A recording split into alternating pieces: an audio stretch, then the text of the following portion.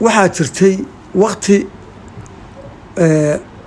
qalalaaso badan baa la soo maray. geesh baa wuxuu soo fadhiistay meesha la yihahdo Qoraf. dowladduna waxay fadhiisatay meel u dhowbay ka hortagtay sow 40 taange iyo 50 waxay tahay ma aqaani kaba war bay u taalaa dowladda. waa dowladdii markii dagaalku halkaa kulmis nimankaasu raaceen. markii halkaa la isu fadhiistay iyo cabdullaahi yuusuf rag xirxiray baha cali yoonisa ragna waa dhinteen. rag badan oo saraakiilaha ka soo baxay. markay ka soo baxeen waxay ka soo galeen dhabbad iyo galinsoor iyo caabud waaq iyo gaalkacyo.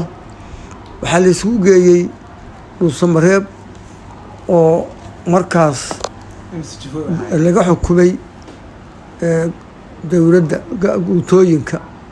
markii la isugu geeyey waxay yidhaahdeen ciidanka Qoraf fadhiya hal daqiiqadaan ku qaban karaa haddii annaga iyo reerkaa hadda uu wagaraaca oo dhabadegan dhexdeeda nala heshiisiiyo. kow iyo waxaa yidhi reer Khalaf, reer Cabdille, reer Cali Maxamed, reer Xirsi, baha cali yuunus. niman baa soo kacay 20 baabuur baa oo mareexaanku wado iyo ciidankii soo gadooday baa dhabbad naloogu yimid. waxaa fadhiya baarxagooje, waxaa fadhiya aadan gabayre, waxaa fadhiya ninka la yidhaahdo jaacagaardi, duqowdi oo dhan baa fadhiya.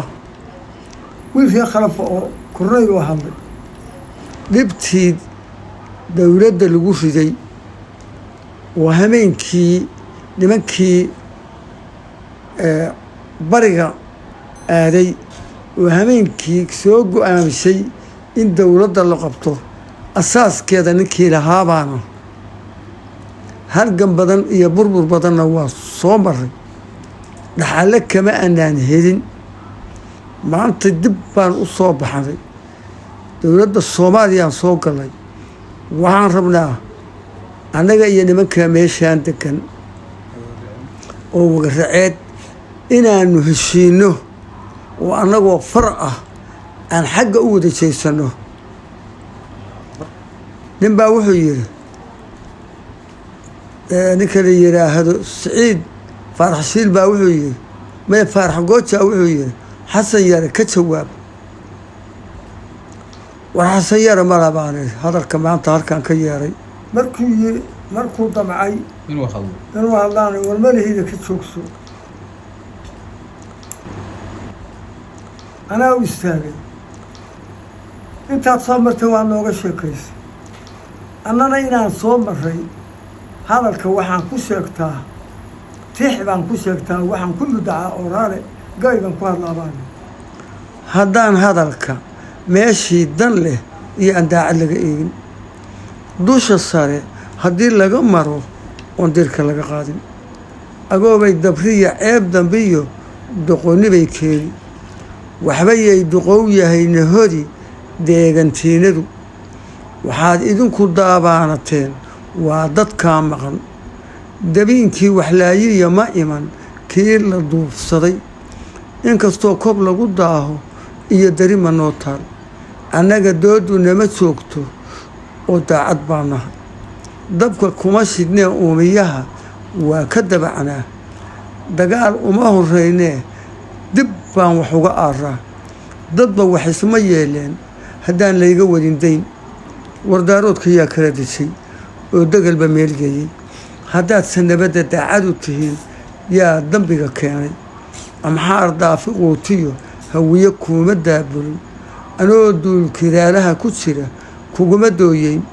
adoo duuman laafyaha rag kala dila ma yeeleen. waxba aniga ha ii laba dublayn duul jinnaad tahay. haddaan dabaqadiinnii la qaban sooma adan dabacdeen. markii daadku idin qaaday baa dib isu eegteen. dubaaqiya waxaad igu dhigteen daqarro waaweyn. ma dawoobin feeruhu kobtay iga daloolaan raggii duuban lagu laayay iyo daharta eeray inaan haatan kugu duudsiyo yaad iga damcaysaa diya inaad isiiso iyo inaan kaa dakana qaato hadba kii duruuftiiyo wakhtiga danuuba ii geyso dar alliya waxaan dhowrayaa dawga ii baxa markaasaa ninkii wuxuu yidhi war ninkuu ina xaajirka daamaya waaya hadalkii waa xiran yaalaya 21 futuuradood hadal dambe iyagoo furay bay dib ugu laabteen yaa loo laabtay gabagaasu waan soo maray